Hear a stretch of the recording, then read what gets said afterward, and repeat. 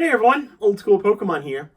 So today's video is going to kind of turn into another little mini-series, if you will, where I'm going to be discussing different tips and tricks, kind of the best practices for selling on eBay, specifically selling Pokemon cards on eBay.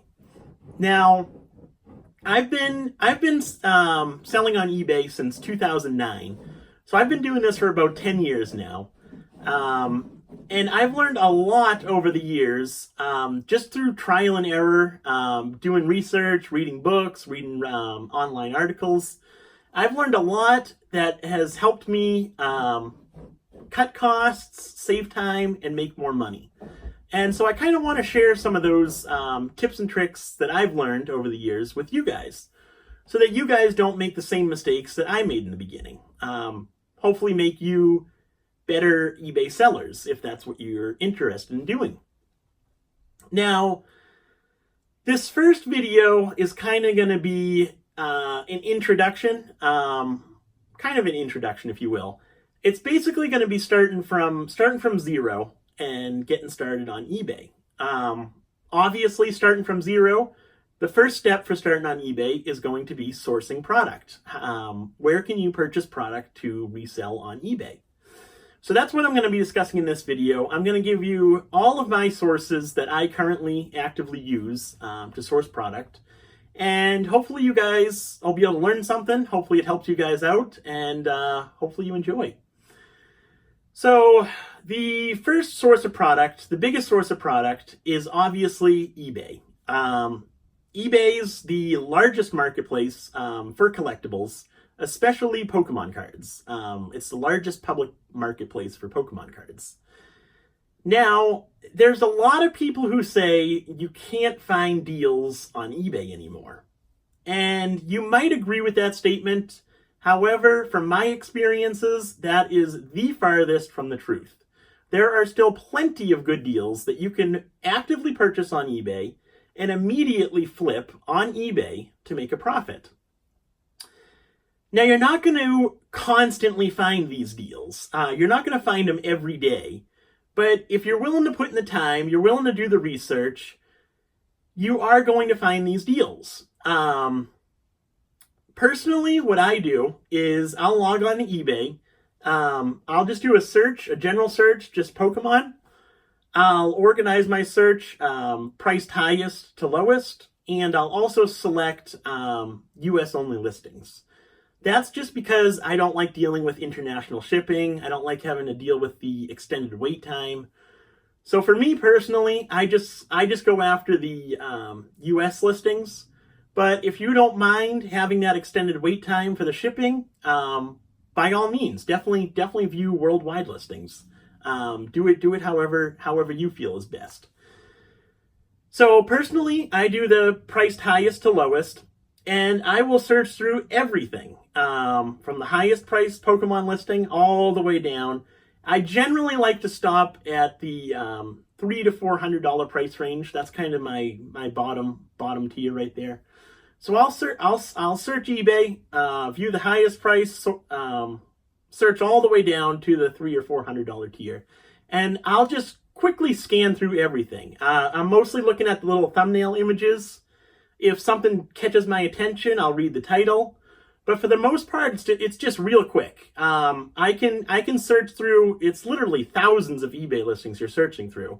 And you can search through it a lot quicker than you'd think. Once you kind of get to know what you're looking for, getting to know what's out there, you can blow through all that stuff in less than an hour.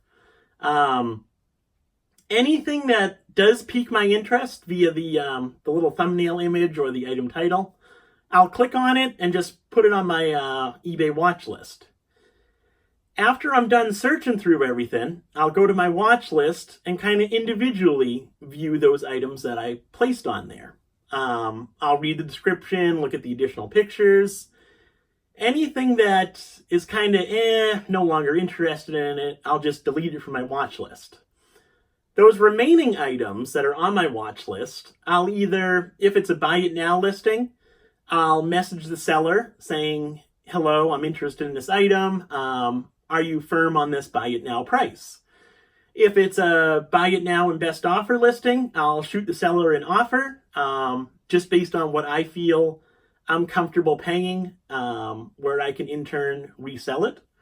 If it's an auction listing, I'll just keep it on my watch list until the last day of the auction, and then kind of look at it closer, see if it's something I want to bid on based on the current price.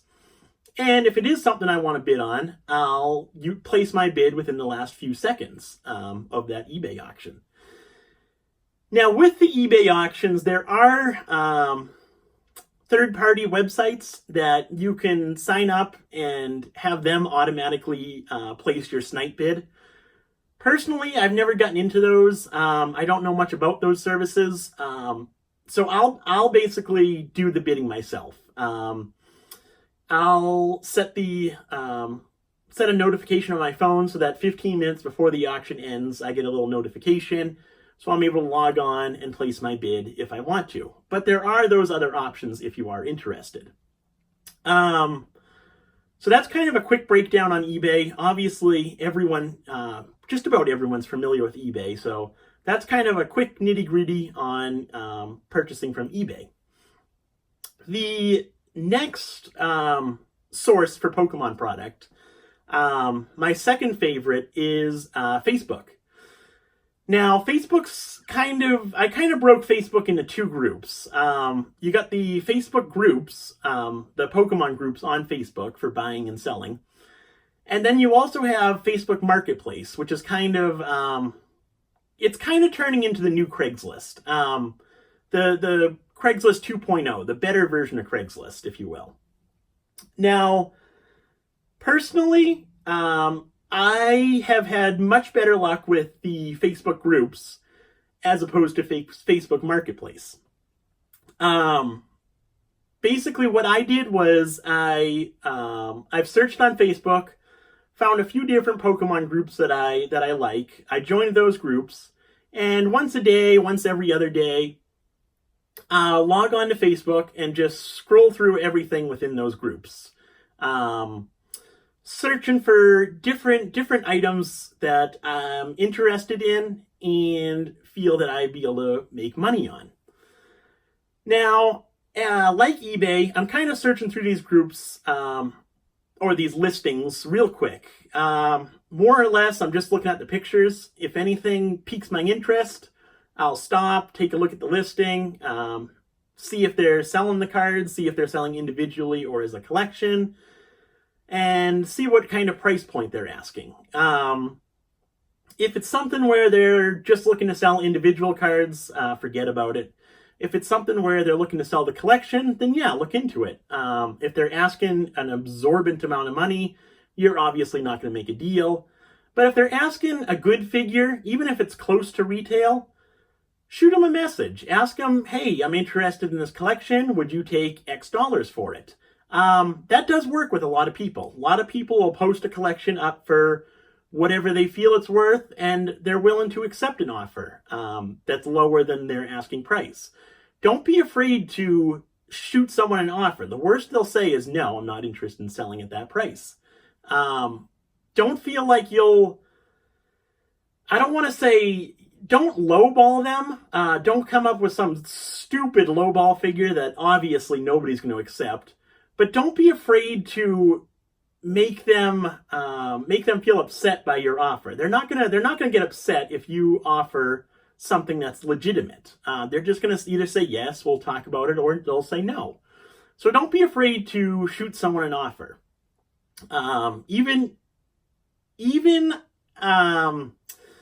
This part might be kind of controversial, but even if they say the price is $100 firm, don't submit offers, I don't listen to that. I'll shoot them a message, say, hey, I'm interested in this item. Would you take $80 for it? I've learned that a lot of those people who say the price is firm are willing to negotiate to some extent. Obviously, they're not going to be willing to accept $50 or $40 or something crazy like that. But if you throw out an offer for $80 on that $100 item, they might be willing to accept it. I have had luck with that in the past, where someone will post something, say the price is firm at this, I'll send them a message, say, hey, I'm interested in this item. Would you take $20, $30, $40 less? And they'll message me back saying, yeah, we can discuss that. And that has resulted in some deals. So Facebook groups, I like those a lot.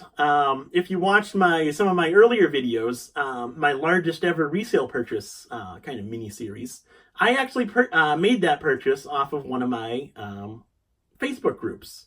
So there are definitely good deals to be found there. Now, kind of getting into the other side of Facebook, the Facebook Marketplace, that's more or less local listings. Some people do offer shipping via Facebook Marketplace, but more or less that's for your local area, cards within your local area. I've been actively searching Facebook Marketplace, but I haven't had any luck with that yet. A lot of the stuff is overpriced. A lot of the stuff is excellent to played condition. I just haven't had any good luck with that. But I keep searching. I'm diligent about that. I do keep, every once in a while I'll jump on there, see what's new, see what's available. But personally, haven't had any luck with that. So for Facebook, definitely recommend the Facebook groups. Facebook Marketplace, depending on your area. I definitely recommend giving it a try, but like I said, I personally haven't had any luck with that. My third favorite place to source product from are yard sales and flea markets. Now, I live in Massachusetts, so about 6 months out of the year we have our late fall, winter, early spring.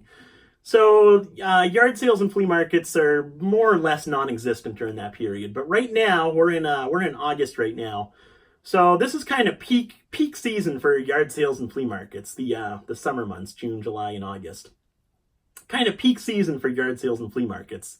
And I love going to yard sales and flea markets. Basically, every weekend or about every weekend when I don't have something else planned, I'll just drive around, go to different yard sales within my area, my town, and the towns surrounding my town. And sometimes you'll just strike out; they won't have any Pokemon cards. Other times you'll make a small purchase, couple cards here and there.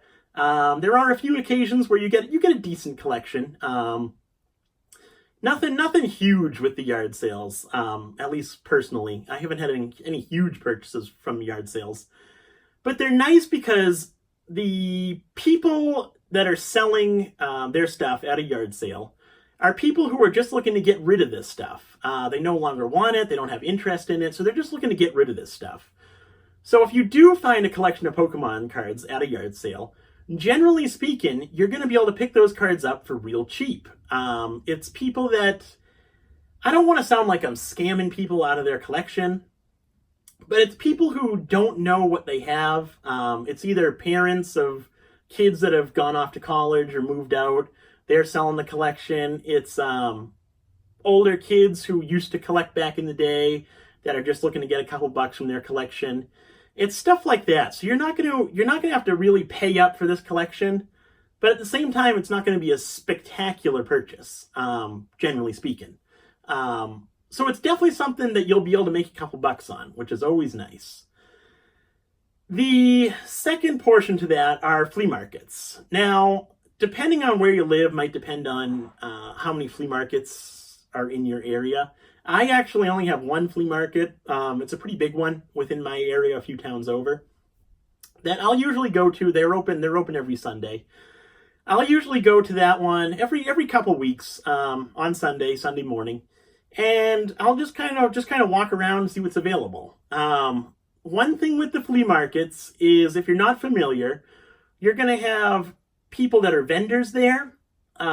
Basically people who are there every week. This is kind of their little side business, just like we're doing with the eBay business. So you're going to have those people there, and then you're going to have other people who use the flea market as more or less a bigger yard sale. People who come just for that one day, maybe a couple weeks in a row, just to get rid of extra stuff that they have. Personally, I've learned stay away from the vendors. They're going to be charging you retail. Generally not going to negotiate enough where you're able to purchase for resale. So I just stay away from them. I'm after more of the people who are there just for the day, just for a couple weekends. I'm after those people because those people want to get rid of the stuff. Same with the yard sales. Those people want to get rid of the stuff. They're willing to negotiate, and you're usually able to pick up a good deal. Now, with the flea markets, it's really a hit or miss. I've gone there multiple times where there hasn't been a single Pokemon card. But I've also gone there on a few occasions where I've been able to pick up a decent sized collection. I've spent $300-400 at a flea market just on Pokemon cards that I'm able to purchase and resell for a profit. So yard sales and flea markets, definitely a hit or miss. Just don't get discouraged with it if you go to a few or you spend a weekend going to a bunch of them and you don't find a single Pokemon card. Don't get discouraged. Just go back, recuperate, go back the next weekend, and just continue that process. Because generally speaking, you will find something eventually. It's just going to take time and effort. Those are the two biggest components right there, time and effort. Next up, we have Craigslist. Similar to Facebook Marketplace, Craigslist is kind of stuff that's within your local area. Obviously, some people will say that they ship items from Craigslist. I used to find decent collections on Craigslist. I haven't found anything in a long time on Craigslist. I don't really search Craigslist anymore, but it's all dependent upon your area. So your area might be better than mine. You might be able to find something on there. So definitely worth a shot, just taking a quick look, viewing what's available. If you do find something, get in touch with the seller, but be real careful. We've all heard the Craigslist scams, people saying, send payment, friends and family, and I'll ship it to you. Don't send friends and family payment to someone that you've never met or never done business with before. Avoid that. I'd avoid going to their house, meeting them at their house. Go to a public location, Dunkin' Donuts, Starbucks. I usually meet people there when I purchase stuff locally. One of those. Pick a public location. Even if you have to drive to them because they don't have a car or they're not able to drive or something like that, pick a public location that's close to them. Ideally, pick a public location that's in the middle between you two. But if something comes up where they can't drive or whatnot, pick a public location near them. I would definitely not recommend meeting at someone's house unless it's someone you've done business with before and have a relationship with, obviously. Now, the other side of Craigslist are posting ads saying that you're interested in purchasing Pokemon cards. I used to do this frequently, but again, I've kind of gotten away from Craigslist, basically altogether. But I used to do this quite frequently, where I'd post an ad saying buying Pokemon cards, cash paid, and basically, I'll just list, hey, I'm buying anything Pokemon related, cards, toys, games, anything Pokemon related. I'll pay cash, and I do free estimates. Give them my email address, give them my phone number, and I used to have a decent amount of luck with people contacting me saying, hey, I have this collection, I have these toys, I have this game. What's it worth? What are you willing to pay? I used to be able to pick up a few things here and there off of those ads I posted on Craigslist. So that's another option. Definitely give that a try if you're interested. The thing with those types of ads is you will have a lot of people who say, hey, I have this collection, I want to sell it. What will you give me? You'll say, I'll give you X dollars for it. And they'll say, perfect. And then you'll never hear from them again. That does happen. just be patient, move on to the next deal. Don't sweat the small stuff. You're always going to have people like that where they just kind of go dark. You never hear from them again. Just be patient. You will find something eventually. The next source for product is apps like OfferUp and LetGo. Again, personally, my area, not so much. Not so much with OfferUp. LetGo, I have seen some decent collections. I've messaged a few people. I've probably only made one or two deals on LetGo. But I do like LetGo. I still search LetGo every so often. OfferUp, not so much. I haven't really found anything on OfferUp. So I kind of stick with LetGo as opposed to OfferUp. But definitely download both those apps, search Pokemon, see what's available within your area. Because like Craigslist and Facebook Marketplace, those are apps that are used, generally speaking, within your area. So depending on where you live, kind of depends on what products are being shown. There are definitely some people, I know another Pokemon YouTuber, Z&G Emporium, he highly encourages people using those apps, OfferUp and LetGo. He seems to have a lot of luck with using those apps. So it really depends on where you live, what products are shown. So definitely worth a shot. Download them, see what's available. Check them out every so often. The last source of product is something you might not have thought about, and that's your local card shop. Now, me personally, I have one local card shop right in my town that I used to do a lot of business with. I actually, back when I initially started out on eBay, 2009, 2010-ish, I would actually go in there quite frequently and purchase their backstock of Wizards of the Coast inventory. We're talking loose cards, booster boxes, a whole bunch of stuff. I'd go in there every couple weeks and purchase something else that I was able to flip on eBay, make some money on, and then go back to the shop, purchase something else, and kind of repeat that cycle. So I kind of established a good relationship with the owner of that card shop. Since then, they've basically gotten rid of Pokemon. They no longer deal with Pokemon. They don't sell the cards. They don't buy the cards. They don't offer the Pokemon play. Basically, you go in there and you can play Pokemon. It's more of exclusively Magic the Gathering. They do comic books as well, but it's almost exclusively Magic the Gathering now. So I went in there semi-recently, actually, couple months back, after not going in there for quite some time, couple years. I was actually just looking to pick up some card storage boxes because my shipment that I ordered from my distributor hadn't come in yet, and these cards were just kind of stacking up on the floor. So I was looking for some boxes. And the owner was there, and I got to talking with him. We kind of caught up for a bit. He knew that I was actively selling on eBay, knew that I had this eBay business and all that. So we sat down and talked for a bit, talked about what was going on, just basically caught up with each other. And he actually mentioned to me that he's had a few people come into the shop looking to sell collections of Pokemon cards. He told me he didn't have any interest in Pokemon anymore. They were out of that business.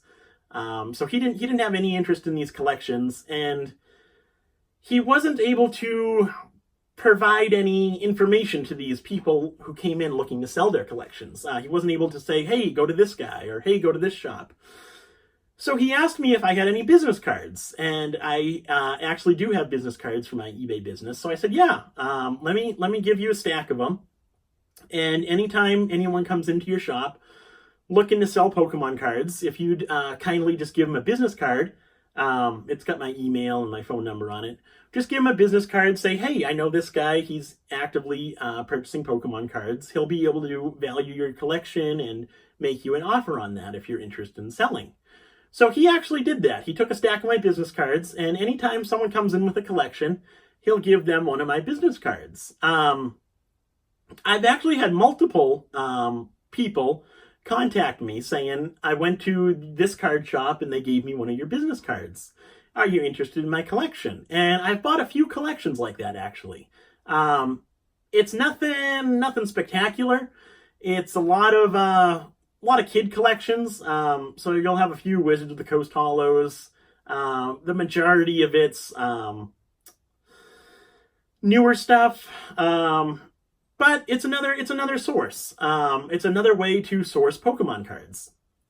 And you never know, someone might come into the shop saying, hey, I've got a bunch of Wizards of the Coast booster boxes, or I've got a ton of Wizards of the Coast Hollow cards I'm looking to get rid of.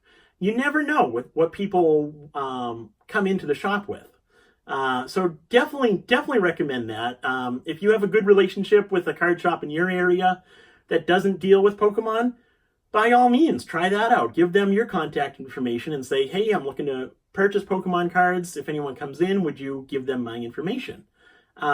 Be professional about it. Don't get upset if they say no, because obviously it is their business. They might not want to support other businesses in their area, kind of create competition with themselves.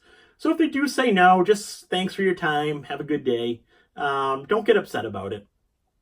Going along those same lines of card shops,